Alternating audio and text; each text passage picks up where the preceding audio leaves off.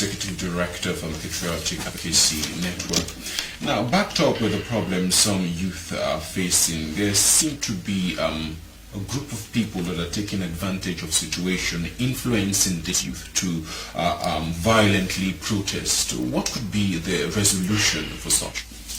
Well, as an organization, we tried our level best to issue out a press statement, and we took swift action because unfortunately most of our programs on the 12th of August, International Youth Day, they were cancelled. And part and parcel of our press statement, we clearly stated some of the issues affecting young people in this country. And we also implore the government for them to take up the cries of young people, the issue of the unemployment, high rates of unemployment, the status quo of young people not having full love for this country. And in addition to that, we sent out 40 points to young people.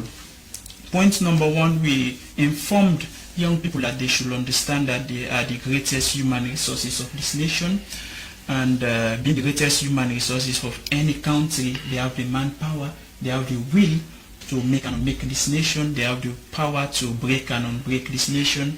And thirdly, we also looked at the issue that happened on the 10th of August. No politician, you cannot see them sending their children on the street to protest. In fact, those in governance, they are receiving huge amounts of money, they are being paid. So as young people, we must wise up. We must not in any way be influenced to perpetrate any form of violence. And finally, we also inform them that as young people, the culture of patriotism, it must be imbibed in our system.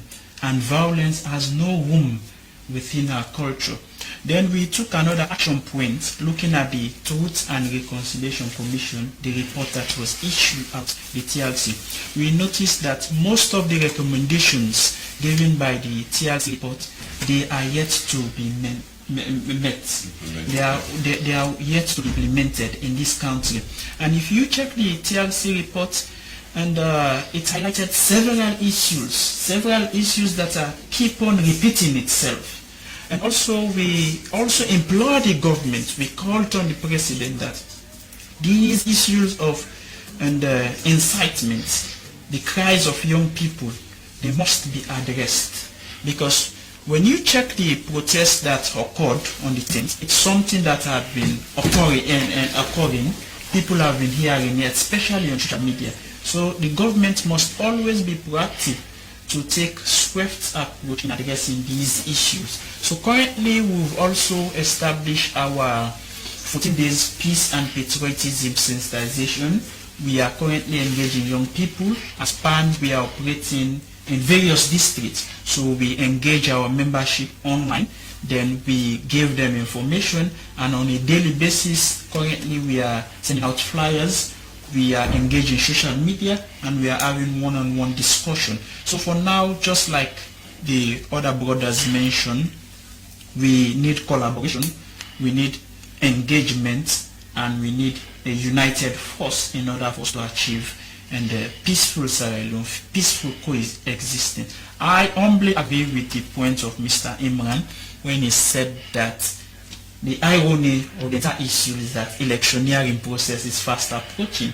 So that's quite ironic. But notwithstanding, the government too need to look into the disgruntledness of youth.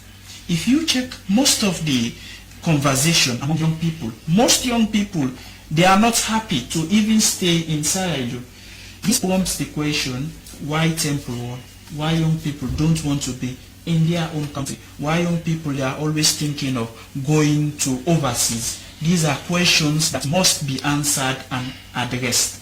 We know that things are very, very much difficult. But however, we must have that connection, looking at all the indicators causing a lot of problems within our country, then we can have